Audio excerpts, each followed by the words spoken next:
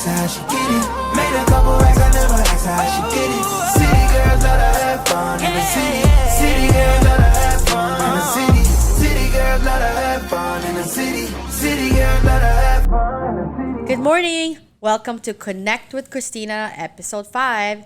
And I have a very special guest, Dr. Ledesma. Doc, I know you, and I've been honored to have a chance to get to know you. Over a year now? I think so. Yeah, and it's funny because people expect me to know you. Yeah. But I wore a special shirt for you, if you noticed. I appreciate it. Yeah. So there's a lot to talk about today. This is an amazing doctor, an amazing person, but I'll let him introduce himself again and tell you a little bit about his practice. Okay. So, Christina, first of all, it's a pleasure and an honor to actually be here and do the podcast with you. So I think we've known each other for about a year, and as people may or may not know what our national flag is, you're wearing it so very proudly Nice with your and proud. jacket. Hello, Pacquiao.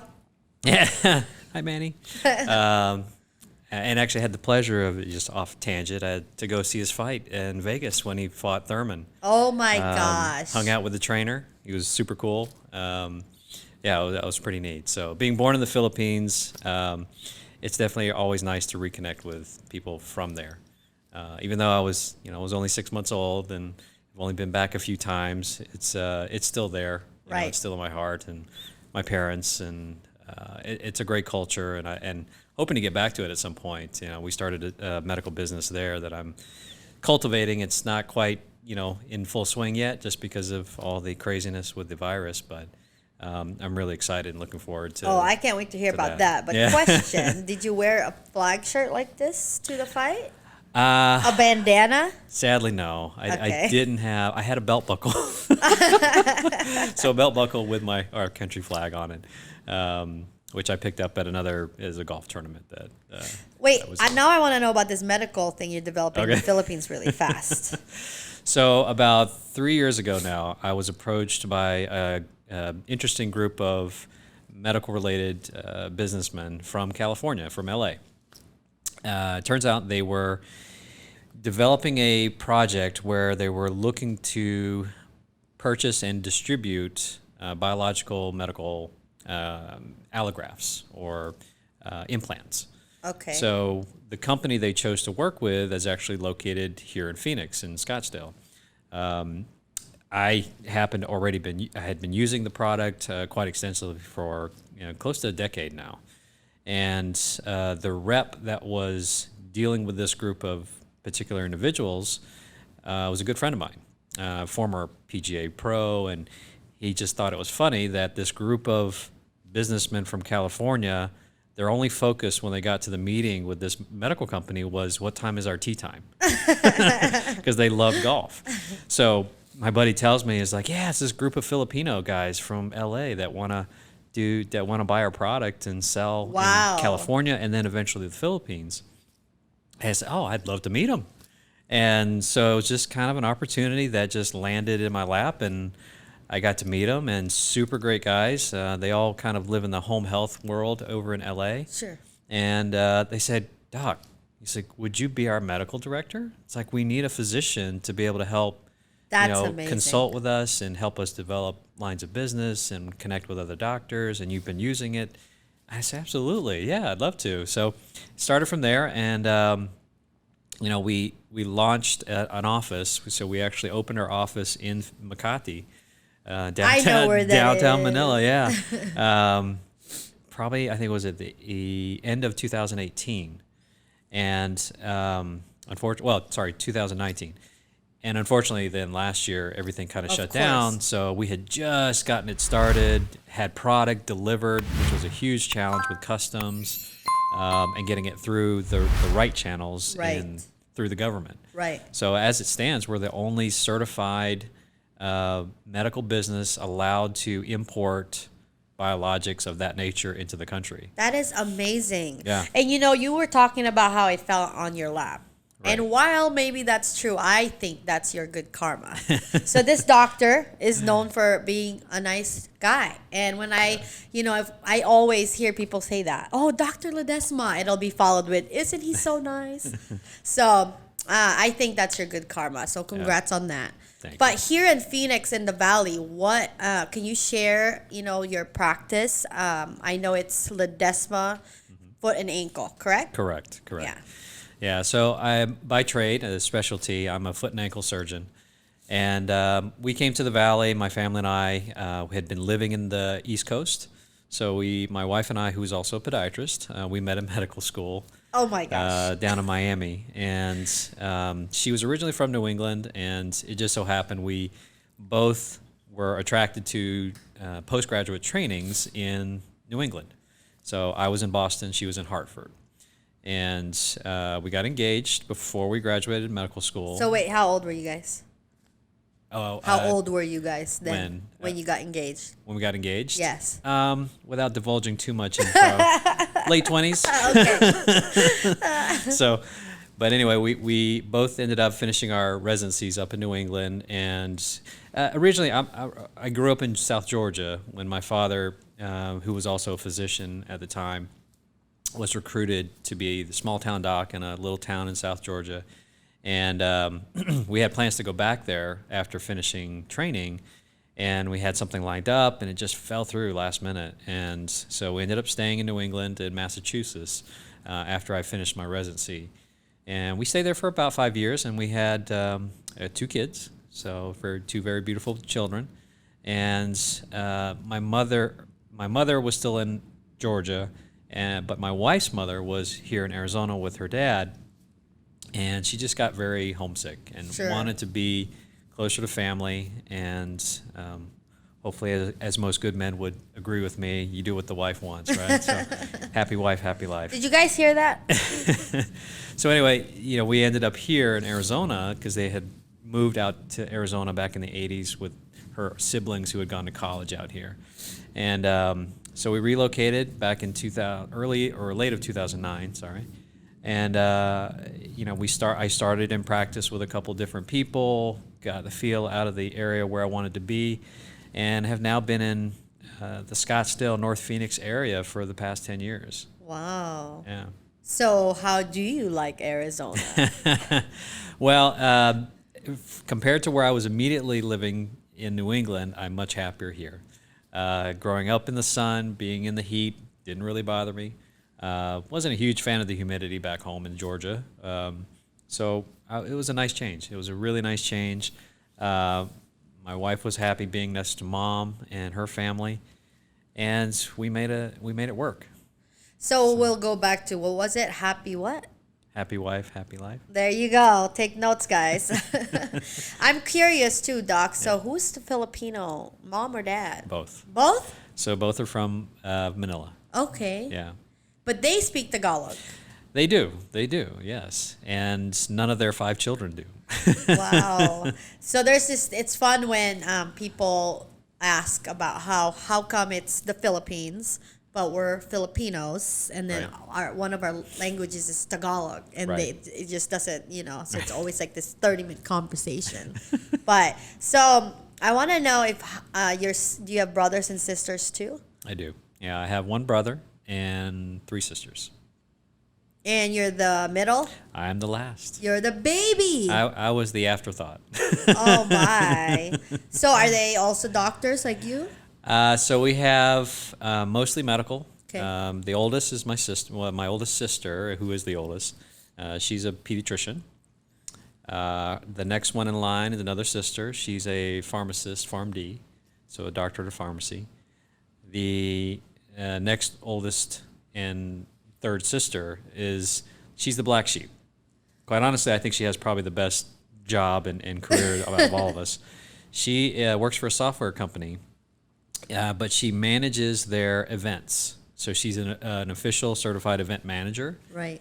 So basically, she gets to scout out all the nice incentive trip places where the company takes their employees. Oh my gosh. Right. Okay. I've been on a few of those trips with her, and pretty amazing stuff. But she travels a lot, but works from home. So her and her husband actually both work from home. And then my brother, who is immediately the next one in line from me, the next oldest, he is a physical therapist. So, they're all based in Georgia. So all my siblings and immediate family are there. Do they ever visit you here? Sometimes. Yeah. Not as often as I'd like, but we try to make an effort at least once a year, if not, more than that, to try and go out and visit. Well, when they come out here, they can go see all our restaurants. Right. What is it? Non-Ice? Non-Ice. At My Place Cafe and Halo Right. Halo Kitchen. Right. And then there's also the Casa Filipina over on this side of town, or North I've Phoenix. never tried that. I Yeah, want to yeah. try that. What Yeah. is it called? Casa Filipina. It's Okay. a bakery and restaurant. So, I'm going to have to go there and Yeah. tell them Dr. Ledesma sent me. right. There's so many questions in my mind, and I know we have limited time, so I have to ask. There's a reason, like, why you are the way you are. We Yeah. all have stories where so, I mean, I want to know, like, what does motivate you? Why are you so nice? Well, I think a lot of it, I can't take all the credit. Me personally, I think a lot of it is culturally in our nature to be nice. Honestly, I don't meet too many Filipinos that aren't nice. So I That's think true. a lot of it's kind of bred into our culture and the way we were brought up and our parents. But, honestly, it was really just going through as a child and the childhood I had and going through college and educationally. A lot of my influences come from my family. My parents, and my father has already passed away, unfortunately, but, my mother and my sisters and the way we were brought up to be as human beings, respectful to others, all of it stems from there, right? And, over the years, I realized that, there's a lot of cliche sayings, and, you get more bees with honey as opposed to anything sour or salty. And it's never really, it's never been a challenge to be nice. Sometimes, I have to bite my tongue and hold back opinions and things like that. That's a superpower. But yeah, and definitely there's times when I wish I wasn't so nice, but it's just hard, Right. I'm not a huge person for conflict, and I just like I know your getting the son best. Ben is like, my dad is very calm. Yeah, yeah. I was just with John Anderson. Yeah. And the first thing he said, "Oh, Kuya Ledesma, he's a nice guy, huh?" We were at Yeah. My Place Cafe. Right, So right. I'm a little sensitive whenever we're at that place, just Yeah. because that's where I last had dinner and saw my mom, like yeah. 2 days before. So, Yeah. but I feel like it's healing too when I go. Right. But then I have to eat like a whole fiesta. I mean, I send you the pictures, Yeah. and then Dr. Compton's like, tell her that it's not part of her diet. Right. I would, I guess I can only assume that you just like all of us have faced maybe some challenges. Yeah. Without going into what that is. I mean, for the people that are listening, Sure. how do you handle conflict resolution, or how do you handle bad times in your life? Yeah. Well, and I'll take, in a certain context, I can explain or I can describe it based on what actually has happened with me. I came from excellent background in regards to training and education. And getting here, I almost had to start from scratch. It was really, we made a decision to move to Arizona, not based on opportunity, based out of desire and to be close to family. Right? We didn't come out with the best of scenarios coming out here setup wise for career and business.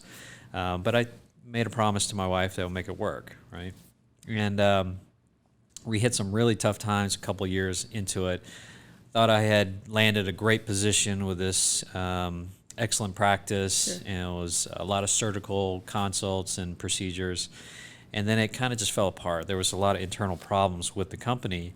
And at the end of the day, I ended up with no practice, basically no office or setup to continue to see patients. Yet I had had several years of building some reputation in the Sure. area. So it was me, my laptop, and a borrowed office from an orthopedic friend of mine. Wow. And that was it. So that was almost 10 years ago.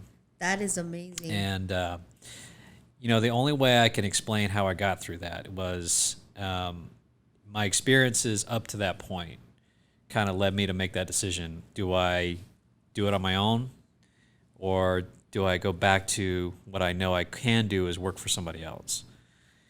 And my wife and I, it was a hard decision, and she said, you know what, you're going to regret it if you never try. Right. So, that was what it was all about. It was, okay, we have to kind of try to see if it fails, then at least we know we tried. Right. And I was never envisioning opening up my own office and practice and running and dealing with everything myself. Right. But we did it, and a lot of prayers. So, those that know us well, we tend to really put things in God's hand. Right. Without getting too religious, it's really something that at the core we kind of always fall back on that. Right. And I think with that and the support of others, being nice helped. Right. All the relationships I developed. You're doing the right thing Over the years, correct, and I leaned on it. I don't like asking favors, and I don't like relying on others, but at that point, it was really out of the generosity of friends of mine that I was able to survive. Right. And through the adversity, through all the challenges, I kept that motto of treating people well with respect and making the best of any situation. Right. And ultimately taking care of patients the way I would want, to have them taken care of if it was my family, if I was taken care of. Right. And I still, that's my motto at my office now, is taking care of patients the way I would like to be treated.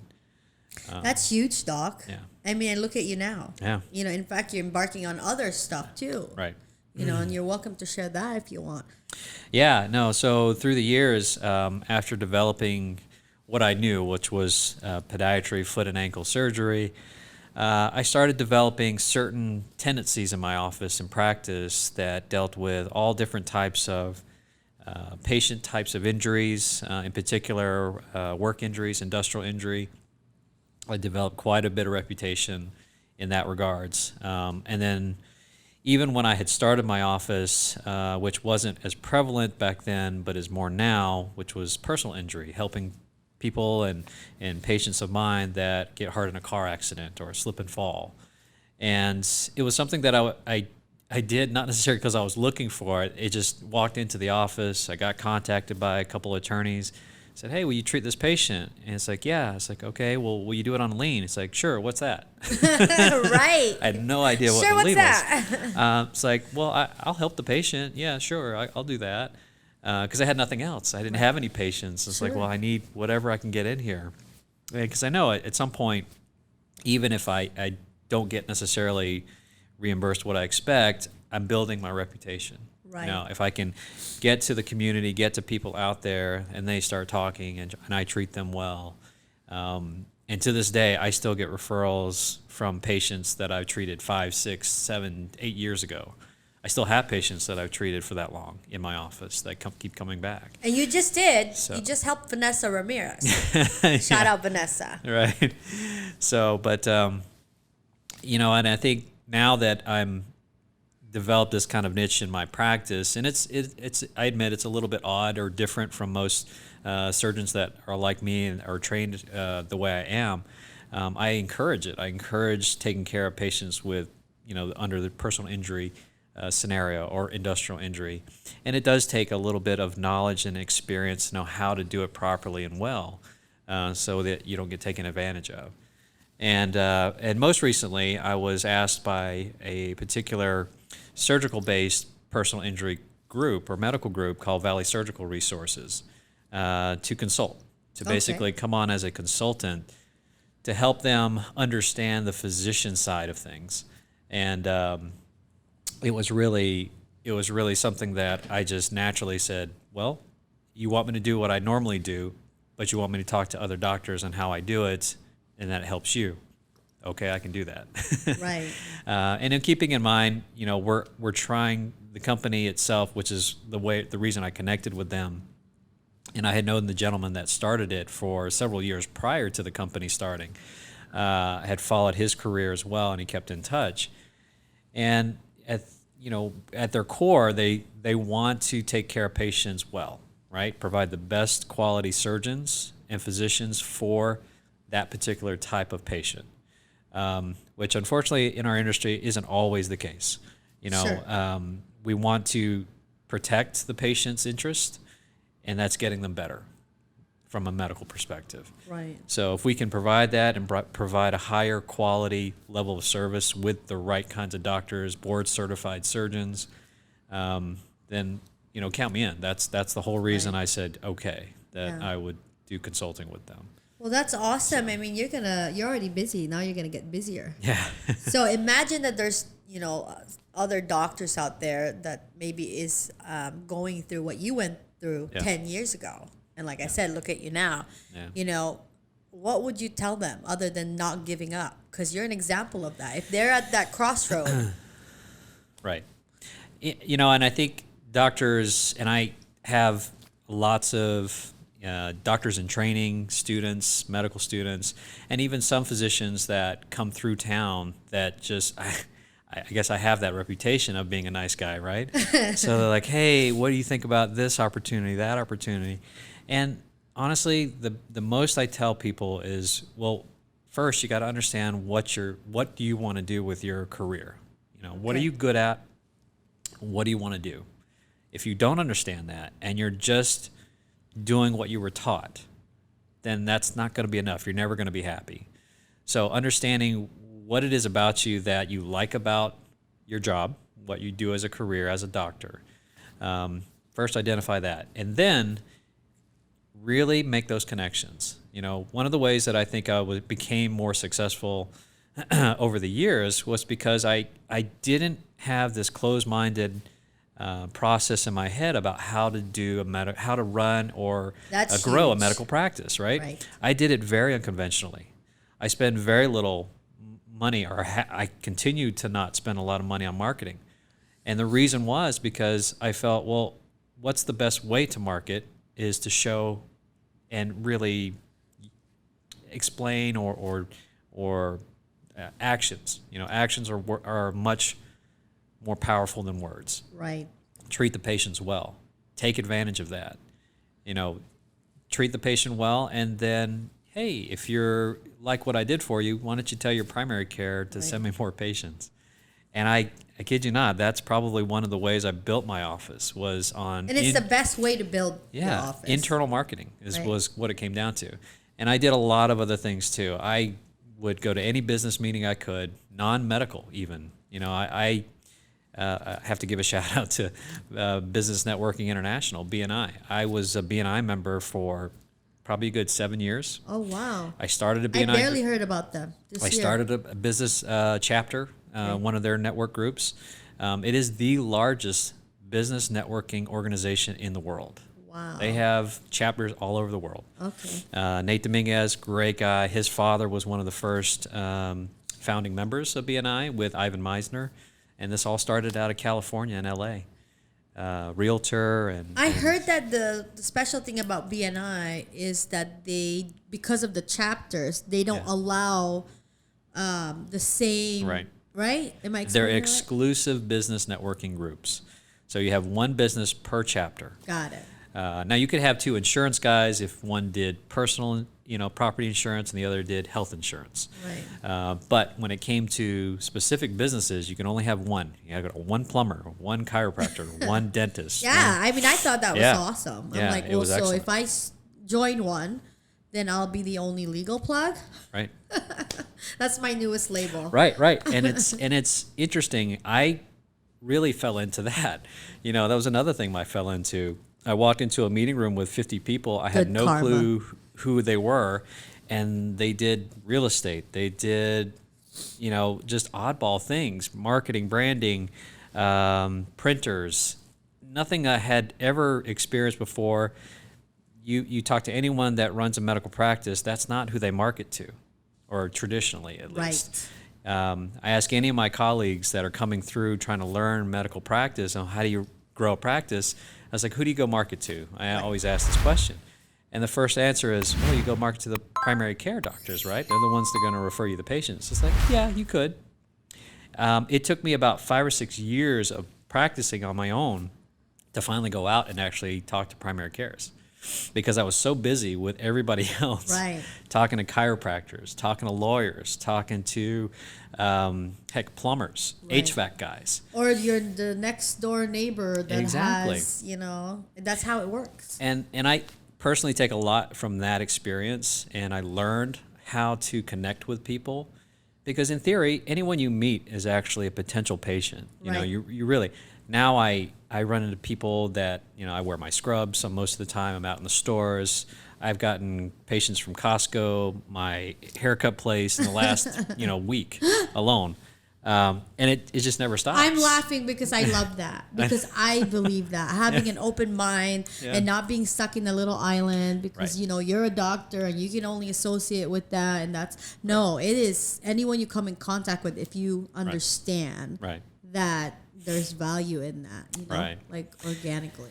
And I think one of the reasons I think that particular organization for businesses is very successful, because it relies on trust, right? It's Right. word of mouth referral, Correct. not cold calls, not random throw your name out there on a billboard and hope you get some work. It's, hey, I know a guy, I have a guy, Angie's List, and all these kind of like research tools that people find. Oh, this has been rated by a bunch of people. But it's even warmer than that, because you have a personal interaction with that other business person. And then, a plumber has one of their workers go, hey, I need a foot doctor. Do you know? Oh, yeah, I know a guy. I have a guy. I used to refer out probably more business than anyone, because I'd always talk to my patients. How you doing, Mrs. Jones? Oh, we took a trip and our water pipe burst and now our whole house is flooded. I'm dealing with it right now. Oh, do you need HVAC? Do you need restoration and I cleaning love guy? I that. have all those. Right. Really? Well, let's add Rainforest Plumbing and Air There you to go. your Okay. list. Happy to.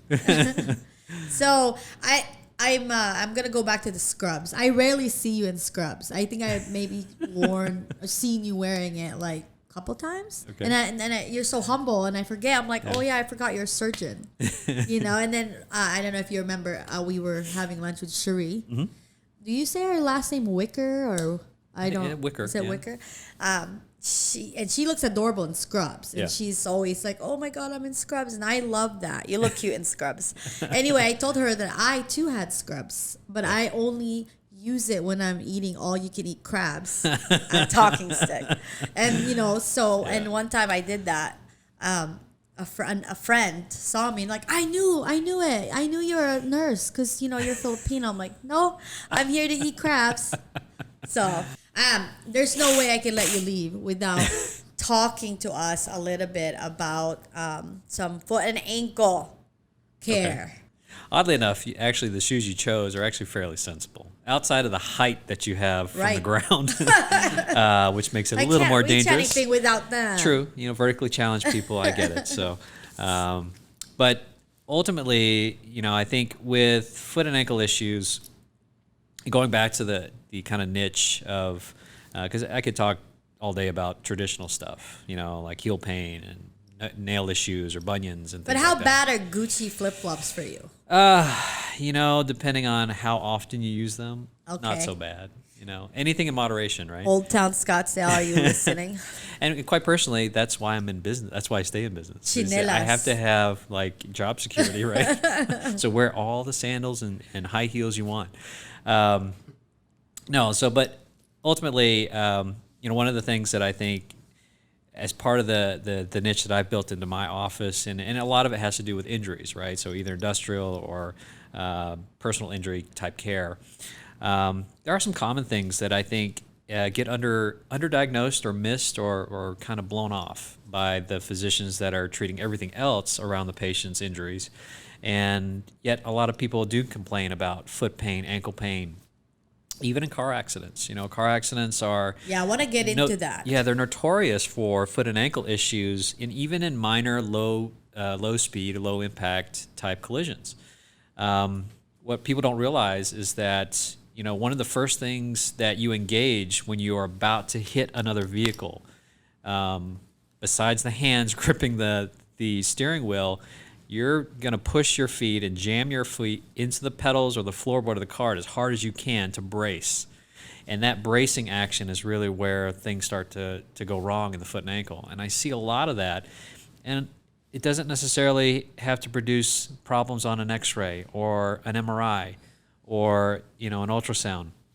But there are clinical things that happen, physiological things that can happen to the ankle. I hope people are listening to this because that's huge. And I get it all the time. And whenever I talk to attorneys that are specialized in personal injury, and they talk about, well, what do you see? What kinds of injuries do you treat when someone's, when you are taking care of a personal injury case? It's like a lot of ankle compression injuries, soft tissue of a minor scale that doesn't always register on diagnostic tests, right? But patients complain of pain when they're walking, when they're moving, and there's very simple things that I can do to confirm the diagnosis and actually to even treat it, and it just goes underlooked. Scar tissue, that's one of the big things that happens internally after the compression injury of bracing your feet on the floorboard. It's probably one of the most common things that I treat. The fractures and other injuries, contusions, those are pretty straightforward. Those are obvious, right? But it's a lot of the unobvious things that happen. So I often say this in the podcast, if even just one person can hear this, I mean, it will help because I think, again, people are resilient by nature, but not knowing this could hurt them later. Right. And you see it happen all the time. It's like, I'm fine, and you're not. Right. So I guess if you're in a car accident, personal injury, you suggest that they definitely pay attention to that. Absolutely. And a lot of times it's the lack of confirmation because it didn't show up in the X-ray. It didn't show up in the MRI. But they're complaining of pain and it's consistent and it doesn't change. It's the same location. You have to kind of take that into account when they're being treated with the initial physician, whether it's chiropractic or MDs or DOs. It's really something oftentimes gets missed initially. And the ones that I can hopefully educate and get to, they understand, okay, let's send it to foot and ankle specialty just to have them checked out at least. Right. For peace of mind, too. Absolutely. So I think my takeaway from that, just hearing from you, is this: even if it's not on the MRI or the X-ray, that doesn't mean you're not hurt, especially if you're already having signs. Correct. So, guys, I can't believe it's almost time, or it is time. Justice looking at me.